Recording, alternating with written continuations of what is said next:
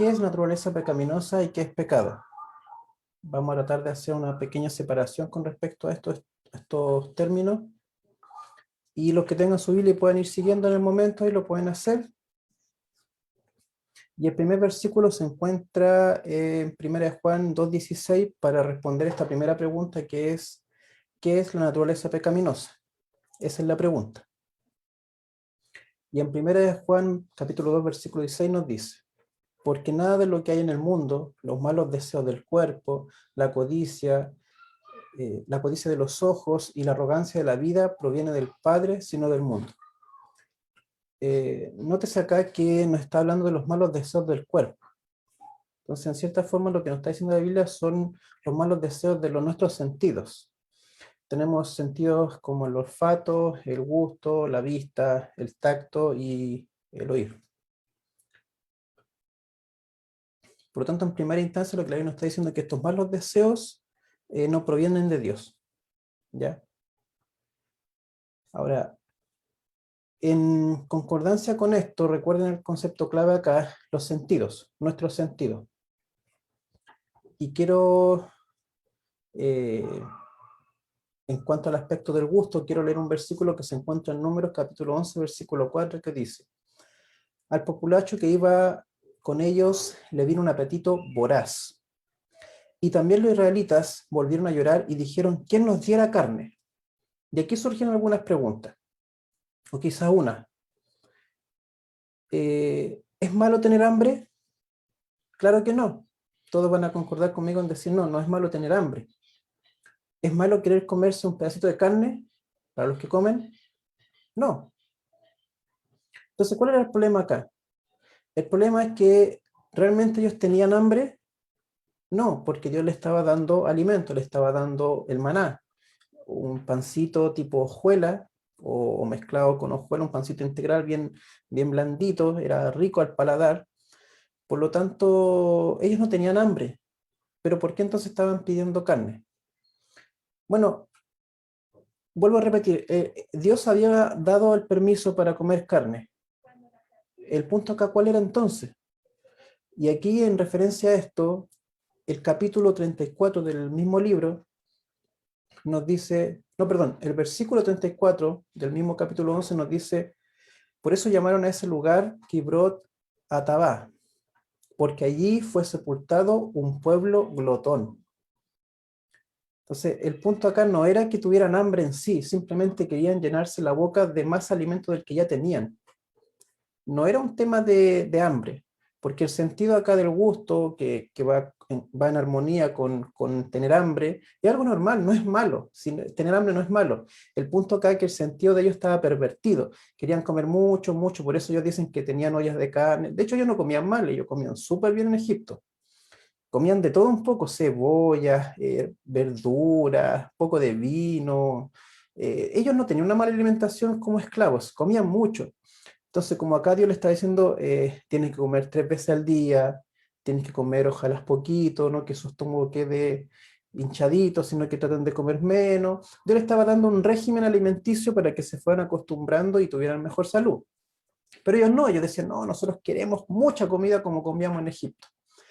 Y es por eso que Dios les concede su petición. Y si vemos el relato bíblico, dice la Biblia que la comida les salía por las narices. Ya tenían mucha comida. Les dio mucha carne en ese momento. Claro, les cumplió el deseo. Para mostrar un poco la rebelión que tenían hacia Dios.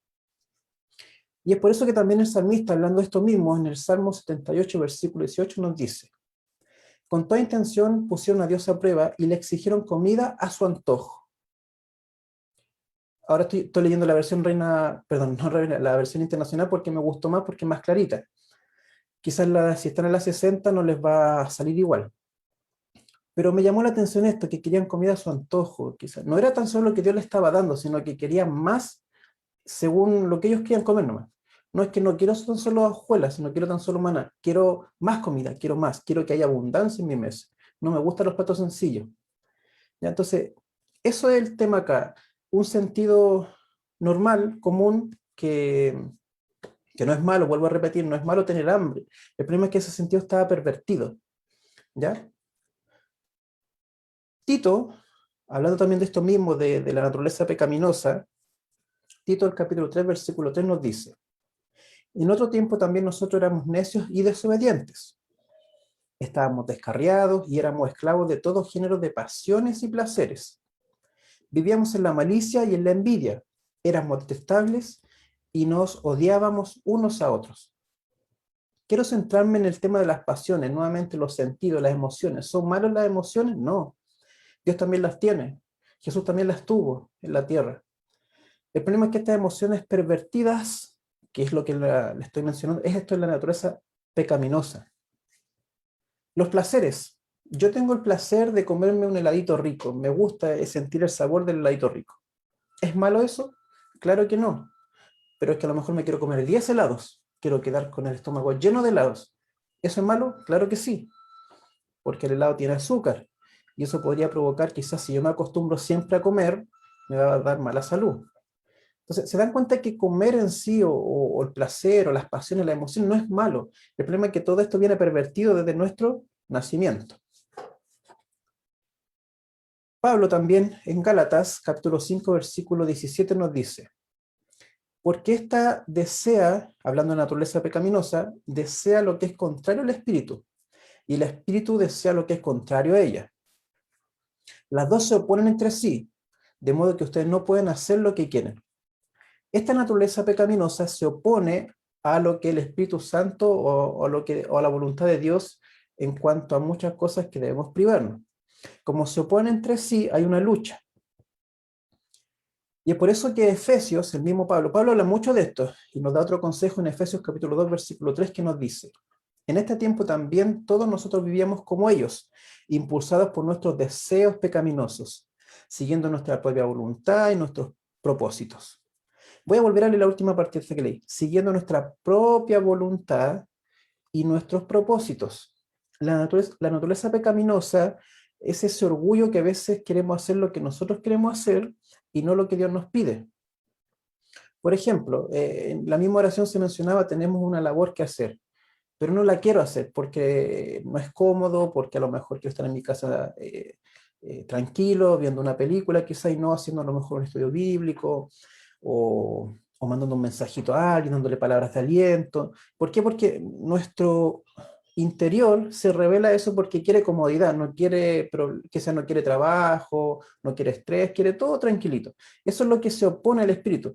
El espíritu nos pide abnegación, nos pide dedicar tiempo libre, quizá cuando tengamos tiempo libre, quizás hacer cosas que tienen que ver con Dios. Pero nuestro espíritu interior nos dice, y cuando digo espíritu no me estoy refiriendo al alma, sino que nuestro ser interior nos dice: Pancho, siéntate en una película, mira, trabajaste todo el día, relájate, ve una película tranquilo y relájate. Mientras que el Espíritu Santo nos dice: Pancho, tenía un tiempo libre, ¿por qué no le mandáis un mensajito a alguien? ¿Por qué no llamáis a alguien? No sé, a ti que te gusta el tema de los videos, hazte un videito por último y mándalo, pero haz algo que tenga que ver con Dios. Es que estuve todo el día metido en el computador, Señor, y ahora quiero descansar. Entonces, se oponen entre sí. Y esto es la naturaleza pecaminosa, que siempre va a buscar mi placer, que yo me sienta bien.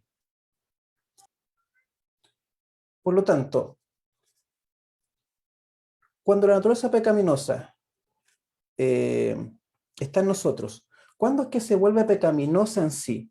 Porque después vamos a ver un poco, recuerde que el tema acá es naturaleza pecaminosa y pecado.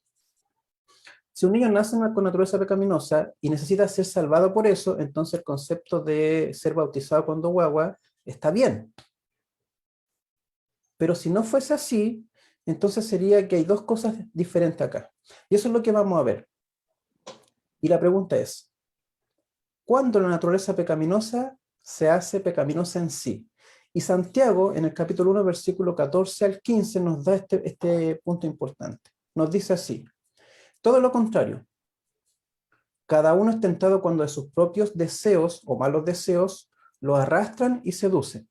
Pablo está hablando acá y está diciendo: usted tiene malos deseos, tiene los sentidos pervertidos, en pocas palabras. Luego, cuando el deseo ha concebido, yo tengo un deseo, una intención pervertida. Cuando yo la he concebido, esto dice, sigue diciendo, engendra el pecado. ¿Ya? Ojo acá hay pautas. Primero, yo tengo un deseo carnal. Cuando yo cedo a este deseo carnal, o este sentido pervertido en palabras más modernas, y cedo a esto, se engendra el pecado. Cuando se engendra el pecado, sigue diciendo, y el pecado, una vez que ha sido consumado, da a luz la muerte. Entonces, noten un punto importante acá. Yo no soy condenado por nacer con naturaleza pecaminosa. Acá claramente me dice que una vez que el pecado es consumado, yo ahí recién doy a luz a la muerte, no antes. Por tanto, yo por nacer con esta naturaleza pecaminosa no me condeno. Yo me condeno por acá, por engendrar el pecado, por concebirlo, por consumarlo. Es por eso que Gálatas, en el capítulo 5, versículos 19-21, nos dice: las obras de la naturaleza pecaminosa se conocen bien: inmoralidad sexual, impureza, libertinaje, idolatría y brujería, odio, discordia, celos, arrebatos de ira, rivalidades, disensiones, sectarismos, envidias, borrachera, orgías y otras cosas parecidas. Bueno, él dice después: advierto ahora, como antes lo hice, que los que practiquen tales cosas no heredarán el reino de Dios. ¿Notaron lo interesante acá? Un niño, por ejemplo, cuando nace, no nace con la inmoralidad sexual pervertida. Un niño cuando nace, no nace con el conocimiento de la brujería, no nace practicando brujería. No nace con odio. No nace con celos. ¿Sí? Tiene un tema ahí que lucha con su orgullo porque tiene algo interno que pelea por los juguetes, llora y un montón de cositas más. Pero con sectarismo tampoco nace con eso. ¿Qué es lo que está diciendo acá? Tampoco nace con borrachera o orgías. ¿Qué es lo que pasa? Que cuando es seducido por estas cosas y se es consumado esto, entonces la persona es llamada borracho, brujo quizás, que practica orgías, que es envidioso, que es licencioso, entre otras cosas. Por lo tanto, esta naturaleza pecaminosa es la que el salmista nos dice en el capítulo 51, versículo 5, que en pecado me concibió mi madre. Esto es lo que heredamos nosotros. No heredamos el pecado de los padres, heredamos la naturaleza pecaminosa. Por eso Adán tuvo un hijo a su semejanza. Es por eso que Efesios, que el que ya leímos, nos dice que por naturaleza somos hijos de ira. ¿Ya? No es que algunos dicen que estos nacen condenados. Este versículo no está diciendo que nacemos condenados. Si ustedes se van a la raíz griega, en la que Pablo está hablando, dice que está hablando de una naturaleza impetuosa, una naturaleza que es como Pedro, así cuando llegaba y con la cuchilla. Es como el carácter fuerte que uno tiene, en palabras simples. Eso quiere decir Pablo cuando dice ustedes son hijos de ira, que si ustedes nacen con una tendencia que los va a llevar al mal. Por eso esto es importante hasta acá. Mencionar que una es naturaleza pecaminosa, no nos condenamos por nacer con naturaleza pecaminosa, pero una vez que hemos concebido o nos hemos dejado guiar por estos deseos y se son consumados, ahí recién somos culpables y condenados. Con esto nos hacen muchas preguntas. ¿Qué pasa, por ejemplo, con las personas entonces que no conocen de pecado y tienen esta naturaleza pecaminosa? ¿Son condenados o no? Bueno, vamos a tratar de responder un poquito a esto. Romanos 8 nos dice que esta naturaleza no está sujeta a la ley de Dios ni tampoco puede. Eso es importante también destacarlo. Esta naturaleza pecaminosa no puede adquirir la justicia de Dios, que sea, no puede llegar al requerimiento de la justicia de Dios, no puede. Entonces, una vez que tenemos todo esto, que si ya sabemos lo que es naturaleza pecaminosa y no somos condenados por esto, entonces, ¿qué es pecado? Bueno, primera de Juan, capítulo 3, versículo 4 nos dice, un versículo muy conocido: todo el que comete pecado quebranta la ley. Pero me gustó la versión internacional como lo dice. De hecho, dice, el pecado es transgresión de la ley. Porque algunos dicen, toman la Reina Valera 60, y como dice también, dicen, entonces hay otra cosa que también es pecado. Nacer con una naturaleza pecaminosa es ser pecador. Pero acá claramente nos dice la Biblia, y de hecho el White dice que es la única definición que hay de pecado, esta que está acá. La única, no hay otra. Por lo tanto, el pecado es transgresión de la ley. Es por eso que Pablo, hablando de esto mismo, en Romanos 7:7 nos dice, ¿qué concluimos? ¿Que la ley es pecado? En ninguna manera, dice. Sin embargo, si no fuera por la ley, no me habría dado cuenta de lo que es pecado. Por ejemplo, nunca habría sabido lo que es codiciar si la ley no hubiese dicho, no codiciéis. Por lo tanto, acá está claramente diciendo que no se dan cuenta que son pecadores a menos que le muestren la ley.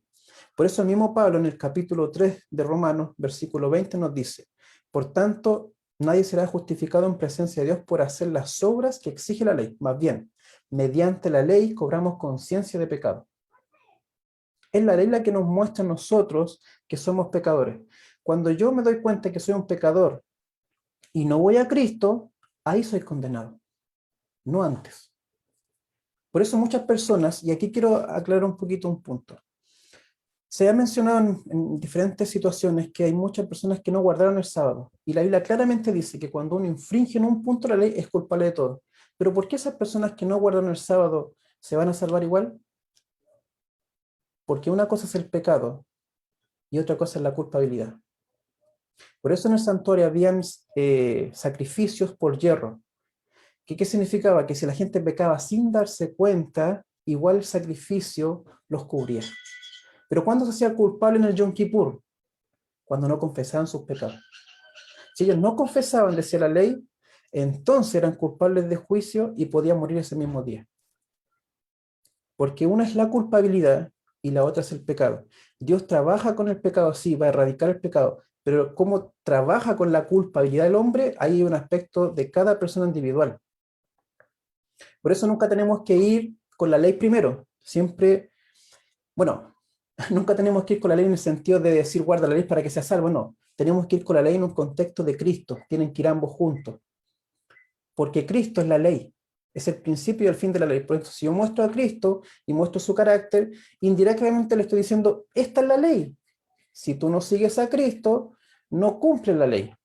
Una vez que aceptan a Cristo y su sacrificio, su mediación, son cubiertos por la sangre de Cristo y son justificados, incluso por no haber guardado la ley, simplemente por haber aceptado a Cristo. Por eso el ladrón en la cruz se salva, no por haber guardado, sino que porque fue justificado en el momento. Es por eso que Josué, capítulo 1, versículo 18, nos dice: cualquiera que se rebele contra tus palabras y que no obedezca lo que tú ordenes, será condenado a muerte. Y es por eso que Pablo, hablando de esto mismo, nos dice en Romanos 6:23, porque la paga del pecado es muerte. La paga del pecado. ¿Cuál es el pecado? Cuando yo me doy cuenta de que algo está mal y no obedezco a Dios, ahí recién soy culpable de ese pecado. Y por eso soy condenado. Por lo tanto, en palabras simples, el pecado es un acto, no una condición. Lo que sí es una condición es nuestra naturaleza pecaminosa. Y Cristo también quiere salvarnos de eso. ¿Y cómo? Perdón. Antes de pasar a ese punto de vencer, hay un punto importante que se menciona en el Nuevo Testamento que dice así: pero ¿cuándo hay culpabilidad de dicho pecado? Ya lo hemos mencionado un poco. Jesús, y Él es el que vino a dejar en claro esto, nos dice en Juan capítulo 9, versículo 41. Jesús les contestó: si fuesen ciegos, o si fueran ciegos, no serían culpables de pecado, pero como afirman que ven, su pecado permanece. Y el mismo Jesús, en el capítulo 15 de Juan, versículo 22, les dice a los fariseos: si yo no hubiera venido ni les hubiera hablado, no serían culpables de pecado. Pero ahora que no tienen excusa, pero ahora no tienen excusa por su pecado. Claro, porque habían escuchado, porque habían oído. Antes no se le podría atribuir el pecado, por ejemplo, de haber matado al Hijo de Dios, porque no se le había presentado esto. Entonces, este punto es muy, muy importante. Por eso Ezequiel nos dice en el capítulo 18, versículo 4, la persona que peque, esa morirá. No nos atribuyen los pecados de nuestros padres. Sí heredamos su naturaleza pecaminosa, sus debilidades, sus inclinaciones, el tema de si la persona fue buena para beber, yo heredo eso. Ahora, yo decido si me dejo guiar por esa herencia. Pero heredo muchas cosas de mi padre que son malas, pero no heredo el pecado de mi padre ni la culpabilidad, porque cada persona se hace culpable por sí mismo. Por eso también vamos a tener sorpresas en el cielo de muchas personas que a lo mejor no guardaron la ley, pero en el poco conocimiento que tenían, obedecieron a Dios. Y en ese aspecto, o por haber obedecido en ese punto, son salvos. Ahora, ¿cómo vencer la naturaleza pecaminosa que nos impulsa a pecar? Cristo le dijo a Nicodemo en Juan capítulo 3, versículo del 1 al 5, «Te es necesario nacer de nuevo», en palabras o en resumen. ¿Cómo vencemos esta naturaleza pecaminosa? Naciendo de nuevo. Como hablaba el hermano Leo, o como se ha dicho en muchas ocasiones, en el bautismo, pero más que en el bautismo, es la conversión. Y en Juan, capítulo 15, versículo 5, Jesús les dijo algo muy importante. Yo soy la vid y ustedes las ramas. El que permanece en mí, como yo en él, dará mucho fruto. Separados de mí no pueden ustedes hacer nada. Por eso también necesitamos a Cristo, que Él nos perdonó por nuestros pecados, pero lo necesitamos siempre en nuestra vida para que Él nos ayude a salir de esta naturaleza pecaminosa que nos inclina a pecar. Si nosotros tenemos a Cristo en nuestro corazón y somos convertidos, va a aparecer algo que se le llama nuevo nacimiento, nuevo corazón.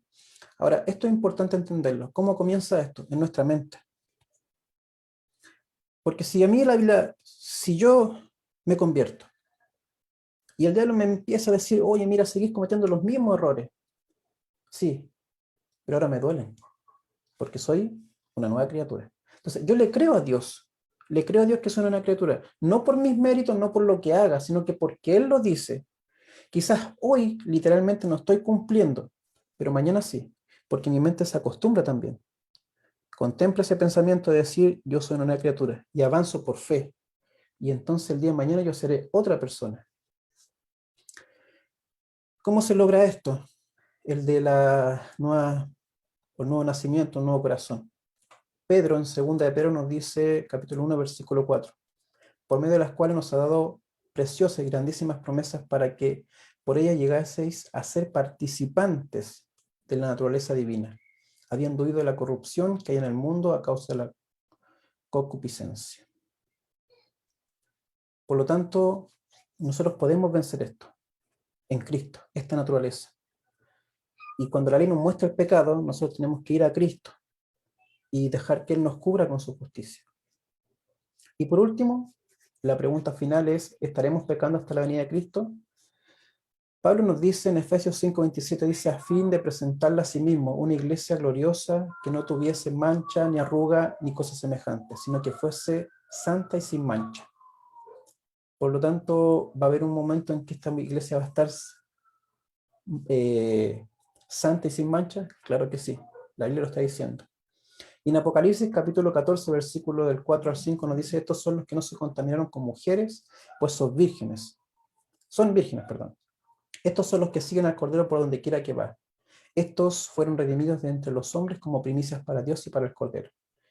Y en sus bocas no fue hallada mentira, porque son sin mancha delante del trono de Dios.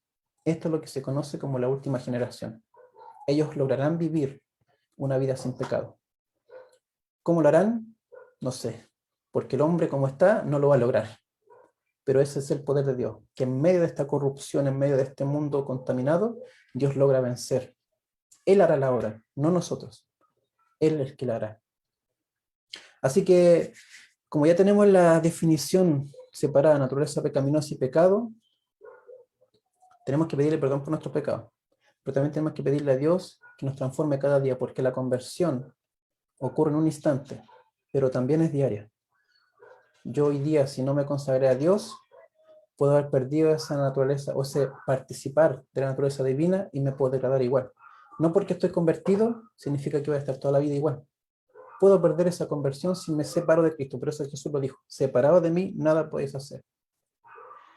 Es lo que se conoce como la santificación, donde somos transformados día a día. Así que, queridos hermanos, con confianza y la mente puesta en Cristo, que Él es el consumador, no, Él es el autor y consumador de nuestra fe. Que el Señor les bendiga.